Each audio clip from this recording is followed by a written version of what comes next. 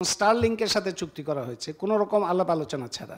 ট্রাম্পের যে মাস্তানি, সেটার কাছে আত্মসমর্পণের তাদের যে আগ্রহ, নারীকে আক্রমণকারী প্রতিষ্ঠান কিংবা সংস্থা কিংবা শক্তিগুলোরই দাপট দেখতে পাচ্ছি আমরা বেশি। শ্রমজীবী মানুষকে বারবার রাস্তায় নামতে হচ্ছে। বিশ্ববিদ্যালয়ের শিক্ষক নেটওয়ার্ক থেকে আমরা অন্তর্বর্তী সরকারের রূপরেখা দিয়েছিলাম, এবং ওইটা হচ্ছে প্রথম যে একটা অন্তর্বর্তী সরকারের রূপরেখা দেওয়া, এবং সেই রূপরেখা পরের দিনই তো ঘটনা ঘটলো, পড়ে গেল।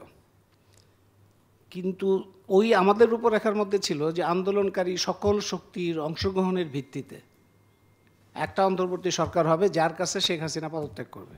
এটা ছিল আমাদের বক্তব্য। কিন্তু ওই 5ই আগস্টে শেখ হাসিনার পতনের পরে সরকার গঠনের প্রক্রিয়া যেভাবে ঘটলো, সেইখানে এই স্বচ্ছতা এবং অংশগ্রহণের ব্যাপারটা যথাযথভাবে গ্রহণ করা হয়নি। সেখানে নানান ঘটনা ছিল পর্দার পেছনে সামনে, এবং তার মধ্যে দিয়ে একটা সরকার গঠিত হলো। কিন্তু ততদিনে মানুষের মধ্যে একটা প্রত্যাশা তৈরি হয়েছে যে শেখ হাসিনার মতো স্বৈরতন্ত্রের সরকার আর আসবে না, এখন একটা গণতান্ত্রিক রূপান্তর হবে। এবং সেটা 2রা আগস্টেও আমাদের বক্তব্য ছিল যে গণতান্ত্রিক রূপান্তর কিভাবে হবে সেটি আমাদের এখন এজেন্ডা হওয়া উচিত। শেখ হাসিনার সরকার আর এখন গ্রহণযোগ্য না। এই গণতান্ত্রিক রূপান্তরের প্রক্রিয়াটাই এসে আমরা বাড়ি খেয়ে গেলাম, মার খেয়ে গেলাম। গত 1 বছরে আমরা দেখলাম যে বৈষম্যহীন বাংলাদেশের প্রত্যাশা তৈরি হয়েছিল, কিন্তু বৈষম্যবাদী রাজনীতি এবং দর্শন, সেটা ধর্মের নামে, জাতির নামে কিংবা শ্রেণীগত দিক থেকে, লিঙ্গীয় দিক থেকে বৈষম্যবাদী দর্শন যারা ধারণ করে, তাদেরই দাপট দেখা যাচ্ছে গণঅভ্যুত্থান। মনে হচ্ছে যে তারাই এই গণঅভ্যুত্থানটা করেছেন। কিন্তু এই কথাটা, গণঅভ্যুত্থানের মধ্যে আমরা নারীর অংশগ্রহণ ব্যাপকভাবে দেখেছি, কিন্তু গণঅভ্যুত্থানের পরে নারীকে আক্রমণকারী প্রতিষ্ঠান কিংবা সংস্থা কিংবা শক্তিগুলোরই দাপট দেখতে পাচ্ছি আমরা বেশি।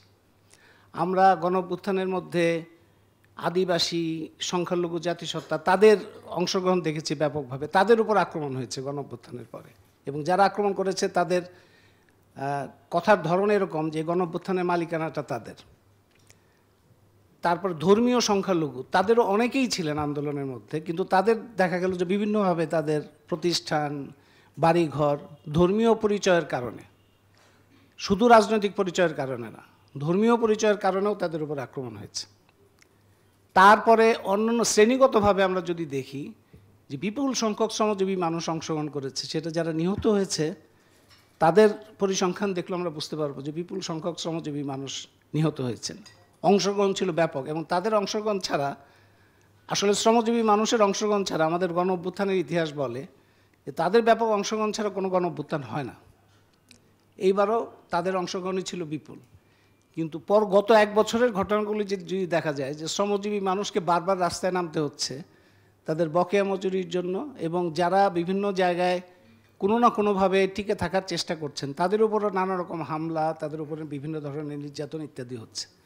তার মানে যে বৈষম্যের যে জায়গাগুলো, বৈষম্যহীন বাংলাদেশ প্রতিষ্ঠার জন্য যে জায়গাগুলো অ্যাড্রেস করা দরকার, যে শক্তিগুলিকে সামনে আনা দরকার, সেই শক্তিগুলি আক্রান্ত হচ্ছে একের পর এক এই গত 1 বছরে। এবং এই গত 1 বছরে এই বৈষম্যবাদী রাজনীতি এবং মতাদর্শের যে দাপট, সেই দাপট যখন বাড়ছে, তখন অন্তর্বর্তী সরকার, যাদের মধ্যে এমন অনেক ব্যক্তি আছেন যারা আন্দোলনে ছিলেন, যারা বৈষম্যহীন বাংলাদেশের পক্ষে কাজ করার মতো যোগ্যতা আছে, এরকম ব্যক্তিকেও আমরা দেখতে পাচ্ছি নিষ্ক্রিয় অথবা আত্মসমর্পণ করছেন তারা, কিংবা তারা বিভিন্ন ধরনের সিদ্ধান্তহীনতায় ভুগছেন, সমন্বয়হীনতায় ভুগছেন। মানে পুরো প্রশাসনিক ব্যবস্থাটা দেখা যাচ্ছে যারা বৈষম্যবাদী দাপট করছে তাদের পক্ষে এক ধরনের পৃষ্ঠপোষকতা, সমর্থন কিংবা নিষ্ক্রিয়ভাবে তাদের করতে দেওয়া, এরকম একটা পরিস্থিতি অন্তর্বর্তী সরকার কি এখন বলা যায় যে 1 বছরের মাথায় অন্তর্বর্তী সরকার যে বৈষম্যহীন বাংলাদেশ প্রতিষ্ঠার যে দরকারি কাজগুলো ছিল তার বিপরীত দিকে যাত্রা করেছে, উল্টো যাত্রা করেছে, সেটি আমরা স্পষ্টভাবে বলতে পারি, অভিযোগ করতে পারি এবং জবাব চাইতে পারি। অনেকগুলো সংস্কার কমিশন হয়েছে, অনেকগুলো সংস্কার কমিশন, এবং সেটা ছিল একটা খুবই গুরুত্বপূর্ণ উল্লেখযোগ্য কাজ এই সরকারের।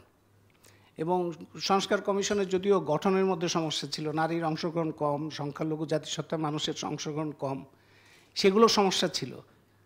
তারপরেও এই সংস্কার কমিশনের যে একটা সম্ভাবনা তৈরি করেছিল যে তারা একটা নতুন পথ দেখাবে, দেখা গেল যে সংস্কার কমিশনের রিপোর্টগুলো জমা হওয়ার পরে সরকারের, এমন সংস্কার কমিশনের বাইরেও টাস্ক ফোর্সের রিপোর্ট হয়েছে, শ্বেতপত্র কমিটি রিপোর্ট হয়েছে, সেগুলো যারা করেছেন, যারা অংশগ্রহণ করেছেন, তারা কিন্তু খুবই পরিশ্রম করেছেন, খুবই আন্তরিকতার সাথে, খুবই কল্প সময়ের মধ্যে কাজটা করেছেন। 91 সালে আমাদের অভিজ্ঞতা আছে, রেহমান সোবহানের নেতৃত্বে একটা হয়েছিল। সেই টাস্কফোর্সের রিপোর্টগুলো একটা আমরা রেফারেন্স পয়েন্ট হিসেবে যদি ধরি, অভিজ্ঞতা বলে যে ওই সময় ওই রিপোর্টগুলো হওয়ার পরে ওইটা নিয়ে কোনো রাজনৈতিক দলের মাথা ব্যথা ছিল না। এইবার তার পুনরাবৃত্তি হবে না এরকমই একটা কথাবার্তা ছিল, প্রত্যাশা ছিল। দেখা গেল যে এইবারও একই রকম পুনরাবৃত্তি, এবং সরকারের মধ্যে এই সংস্কার কমিশনের রিপোর্টের মধ্যে এমন কিছু সুপারিশ ছিল যেগুলি খুবই দ্রুত, বড় আকারের পরিবর্তন না, কিন্তু পরিবর্তনের সূচনা করতে পারত। সরকারের দেখা গেল একমাত্র সংবিধান নিয়ে তাদের একটা মনোযোগ আছে, আর কোনো সংস্কার কমিশনের রিপোর্ট নিয়ে তাদের কোনো মনোযোগ নাই। আমার নিজের কাছে মনে হয় যে এই সংস্কার কমিশন গঠন এবং এগুলো তাদের আসলে প্রধান আগ্রহের বিষয় না। এগুলো মানুষকে দেখানো কিংবা বোঝানো যে হচ্ছে একটা, এদিক থেকে তাদের উদ্দেশ্য যাই থাকুক না কেন, এটা একটা ভালো কাজ হয়েছে, এটা কোনো সন্দেহ নেই। এটা রেফারেন্স ধরে আমরা ভবিষ্যতে হয়তো আরও কাজ করতে পারবো। কিন্তু সরকারের সেই আগ্রহটা হয়নি যে সংস্কার কমিশনের রিপোর্ট ধরে গণতান্ত্রিক রূপান্তরের জন্য প্রাতিষ্ঠানিক পরিবর্তন, প্রশাসনের মধ্যে কিছু পরিবর্তন, আচার আচরণের মধ্যে কিছু পরিবর্তন।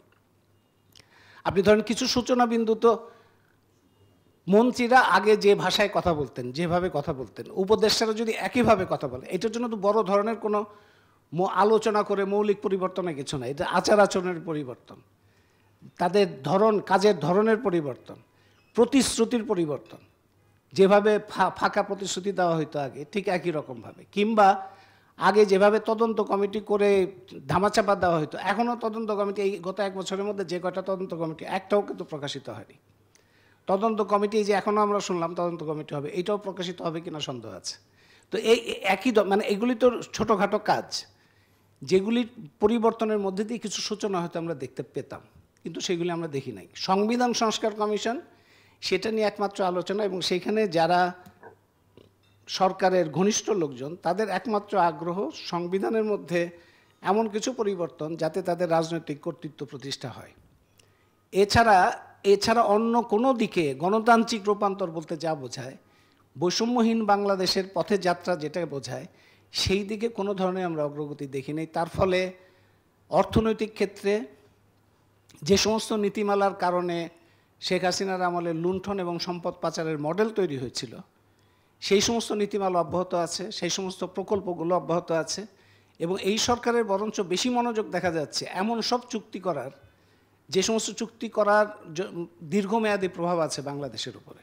যেমন স্টারলিংকের সাথে চুক্তি করা হয়েছে কোনো রকম আলাপ আলোচনা ছাড়া, এবং স্টারলিংকের কর্মকর্তা সঠিকভাবেই সরকারের প্রশংসা করেছেন যে এই সরকারের সিদ্ধান্ত গ্রহণের এত দ্রুত তারা সিদ্ধান্ত নিতে পারেন, যার দৃষ্টান্ত তাদের কাছে আর নাই।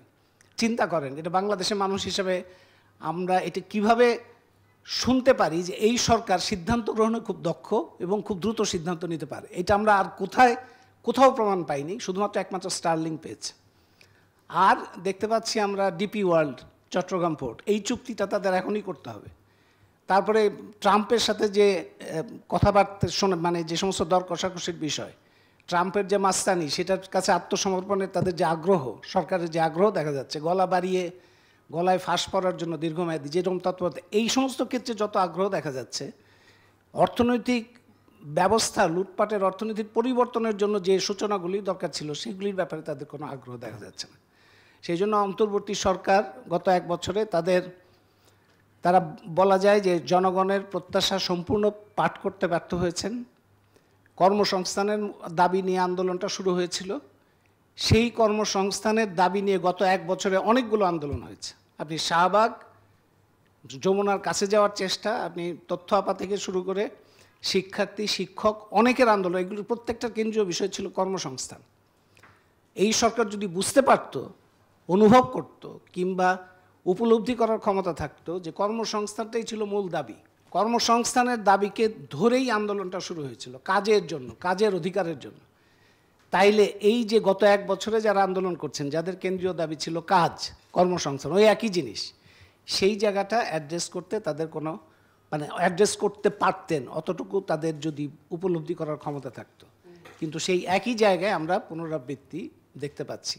তো সেই কারণে এই অভিজ্ঞতাটা আমাদের ভালো নয়, এবং আমরা এই সরকারের অনেক রকম জায়গায় যে জায়গাটায় প্রত্যাশা ছিল সেটা হয় নাই। তো সেইটাই হচ্ছে এই 1 বছরের অভিজ্ঞতা, এবং আমরা এর পরিবর্তনের জন্য সামনে আমাদের এই সরকারের কাছে যেমন দাবি জানাতে হবে, এবং সেই সামাজিক অর্থনৈতিক সমাবেশ, শক্তি সমাবেশ দরকার যারা আসলেই বৈষম্যহীন বাংলাদেশের জন্য কাজ করবেন।